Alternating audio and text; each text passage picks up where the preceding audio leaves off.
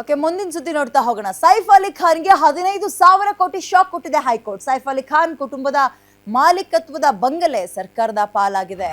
Enema act ಪ್ರಕಾರ ಸೈಫ್ ಅಲಿ ಖಾನ್ ಬಂಗಲೆ ಇದೀಗ ಸರ್ಕಾರದ ಪಾಲಾಗಿದ್ದು, ಸೈಫ್ ಅಲಿ ಖಾನ್ ರವರ ಮುತ್ತಾತ ಭೋಪಾಲ್ ಸಂಸ್ಥಾನದ ನವಾಬನಾಗಿದ್ದರು.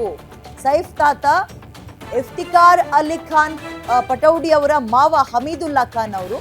ಹಮೀದುಲ್ಲಾ ಖಾನ್ ಮಗ ಅಬಿದಾ ಸುಲ್ತಾನ್ ಪಾಕಿಸ್ತಾನಕ್ಕೆ ವಲಸೆ ಹೋಗಿದ್ರು. ಅಬಿದಾ ಸುಲ್ತಾನ್ ಪಾಕಿಸ್ತಾನದ ನಾಗರಿಕನಾದ ಕಾರಣಕ್ಕೆ ಆಸ್ತಿ ಇದೀಗ ಸರ್ಕಾರದ ಪಾಲಾಗಿದೆ.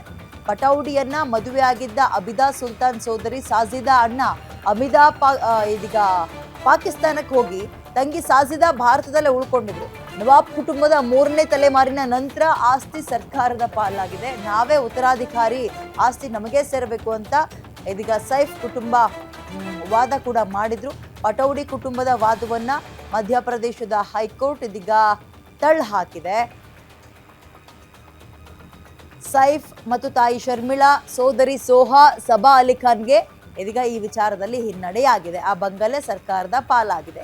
ದಿ ಎನಿಮಿ ಪ್ರಾಪರ್ಟಿ ಆಕ್ಟ್ 1968ರ ಪ್ರಕಾರ ಕೇಂದ್ರದ ವಶಕ್ಕೆ ಕೊಡಬೇಕು ಅಂತ ಸೂಚನೆ ಹೋಗಿದೆ.